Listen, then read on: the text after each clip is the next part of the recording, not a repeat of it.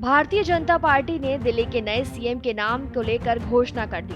दिल्ली का नया सीएम रेखा गुप्ता को बनाया गया है।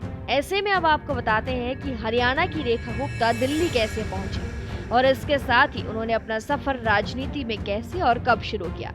रेखा गुप्ता का जन्म 1974 में हरियाणा के जींद जिले के नंदगढ़ गांव में हुआ था। उनके पिता स्टेट बैंक ऑफ इंडिया में अधिकारी के पद पर कार्यरत थे। रेखा का परिवार 1976 में दिल्ली शिफ्ट हो गया, जब रेखा केवल 2 साल की थी।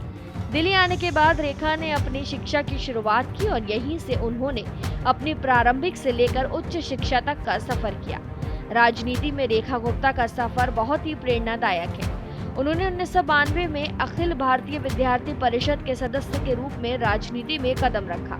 1996-97 में दिल्ली विश्वविद्यालय छात्र संघ की अध्यक्ष बनी, जहां उन्होंने छात्र मामलों को लेकर कई महत्वपूर्ण मुद्दों को उठाया और विद्यार्थियों के हित में कार्य किए। रेखा गुप्ता का राजनीतिक करियर यही नहीं रुका। 2007 में वो दिल्ली के उत्तर पश्चिमी इलाके पीतमपुरा से पार्षद चुनी गई। यहाँ पर उन्होंने सार्वजनिक सुविधाओं जैसे लाइब्रेरी, पार्क, स्विमिंग पूल में सुधार किया। उन्होंने कड़ी मेहनत और प्रतिबद्धता ने उन्हें लोगों के बीच एक विश्वसनीय नेता बना दिया। 2012 में फिर से उन्हें पार्षद के रूप में चुना गया और इसके बाद वो दक्षिण दिल्ली नगर निगम की महापौर बनी। इस भूमिका में उन्होंने प्रशासनिक अनुभव प्राप्त किए और कई महत्वपूर्ण बदलाव किए। रेखा गुप्ता का योगदान केवल सार्वजनिक सेवाओं तक ही सीमित नहीं है, बल्कि उन्होंने महिलाओं और समाज के कमजोर वर्ग के लिए कई योजनाएं चलाई हैं। उन्होंने सुमेधा योजना शुरू की, जिसका उद्देश्य आर्थिक रूप से कमजोर महिला छात्रों को उच्च शिक्षा प्राप्त करने में मदद करना था। इसके अलावा महिला कल्याण और बाल विकास समिति की मुख्य के रूप में उन्होंने महिला सशक्तिकरण के लिए कई पहल की। दिल्ली बीजेपी में रेखा गुप्ता का योगदान बहुत ही महत्वपूर्ण रहा है। वो दिल्ली भाजपा की महासचिव और भाजपा महिला मोर्चा की राष्ट्रीय उपाध्यक्ष के पद पर कार्यरत नहीं है।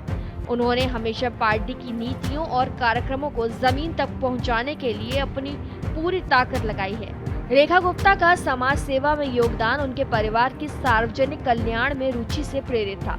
उनके पिता और परिवार के अन्य सदस्य भी समाज सेवा में सक्रिय रहे हैं और ये बात रेखा ने हमेशा अपने कार्यों में महसूस की है। आज रेखा गुप्ता दिल्ली की शालीमार बाग विधानसभा सीट से विधायक हैं और अब उन्हें दिल्ली के मुख्यमंत्री के रूप में चुना गया है। उनके कार्यों और समाज में उनके योगदान को देखकर ये साफ है कि रेखा गुप्ता दिल्ली के विकास और महिलाओं के सशक्तिकरण के लिए बहुत कुछ कर सकती हैं। तो ये थी रेखा गुप्ता की राजनीति में सफर की कहानी। कृपया हमें कमेंट्स में जरूर बताएं आपको रेखा गुप्ता के बारे में क्या लगता है। क्या वो दिल्ली को एक बेहतर तस्वीर दे पाएंगे? फिलहाल जानकारी में इतना ही। ऐसी खबरों के लिए जरूर सब्सक्राइब करें भारत एक्सप्रेस।